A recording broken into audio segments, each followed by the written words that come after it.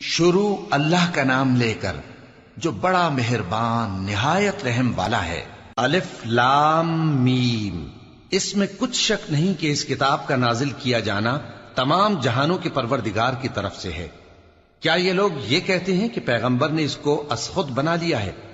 نہیں، بلکہ وہ تمہارے پروردگار کی طرف سے برحق ہے، تاکہ تم ان لوگوں کو ہدایت کرو جن کے پاس تم سے پہلے کوئی ہدایت کرنے والا نہیں آیا، تاکہ یہ رستے پر چلیں۔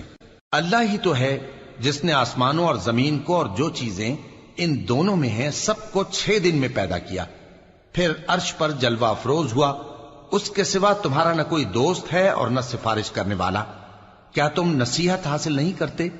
وہی آسمان سے زمین تک کے ہر کام کا انتظام کرتا ہے، پھر ہر کام ایک روز جس کی مقدار تمہارے شمار کے مطابق 1000 برس ہوگی اس کی طرف رجوع کرے گا۔ اسی شان کا ہے وہ خالق جو پوشیدہ اور ظاہر کا جاننے والا ہے، غالب ہے، بڑا مہربان ہے۔ وہی جس نے ہر چیز کو بہت اچھی طرح بنایا، یعنی اس کو پیدا کیا اور انسان کی پیدائش کو مٹی سے شروع کیا، پھر اس کی نسل ایک قسم کے خلاصے سے یعنی حقیر پانی سے بنائی، پھر اس کو درست کیا، پھر اس میں اپنی طرف سے روح پھونکی اور تمہارے کان اور آنکھیں اور دل بنائے، مگر تم بہت کم شکر کرتے ہو۔ اور کہنے لگے کہ جب ہم زمین میں ملیا میٹ ہو جائیں گے تو کیا اثر نو پیدا ہوں گے؟ حقیقت یہ ہے کہ یہ لوگ اپنے پروردگار کے سامنے جانے ہی کے قائل نہیں۔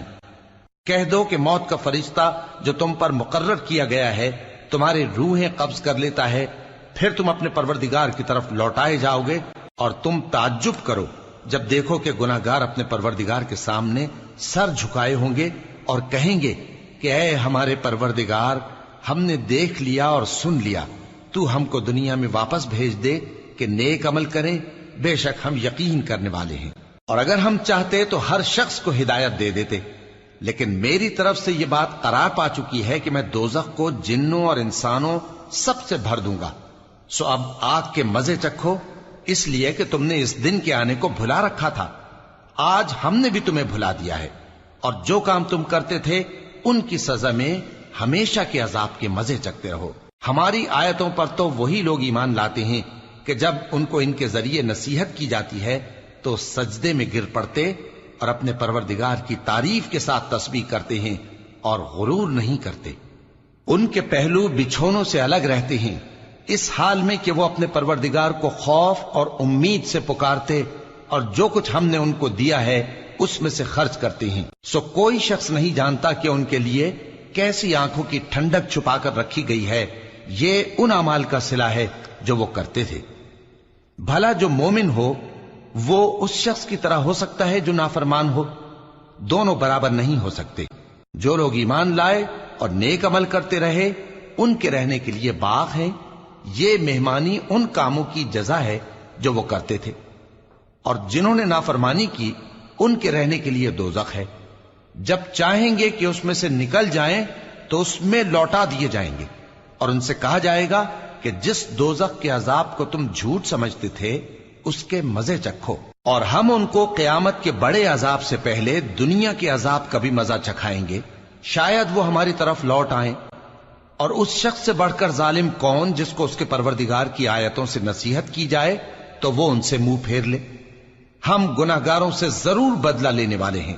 اور ہم نے موسیٰ کو کتاب دی تو تم ان سے ملاقات ہونے سے متعلق شک میں نہ ہونا، اور ہم نے اس کتاب کو بنی اسرائیل کے لیے ذریعہ ہدایت بنایا تھا، اور ان میں سے ہم نے پیشوا بنائے تھے جو ہمارے حکم سے ہدایت کیا کرتے تھے، جبکہ وہ صبر بھی کرتے تھے اور وہ ہماری آیتوں پر یقین رکھتے تھے۔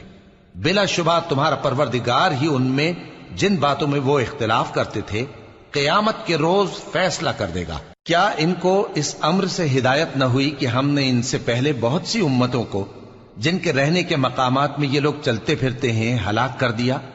بے شک اس میں نشانیاں ہیں، تو یہ سنتے کیوں نہیں؟ کیا انہوں نے نہیں دیکھا کہ ہم بنجر زمین کی طرف پانی رواں کرتے ہیں، پھر اس سے کھیتی پیدا کرتے ہیں جس میں سے ان کے چوپائے بھی کھاتے ہیں اور یہ خود بھی کھاتے ہیں؟ تو یہ دیکھتے کیوں نہیں؟ اور کہتے ہیں اگر تم سچے ہو تو یہ فیصلہ کب ہوگا؟ کہہ دو کہ فیصلے کے دن کافروں کو ان کا ایمان لانا کچھ بھی فائدہ نہ دے گا اور نہ ان کو مہلت دی جائے گی۔ تو ان سے منہ پھیر لو اور انتظار کرو، یہ بھی انتظار کر رہی ہیں۔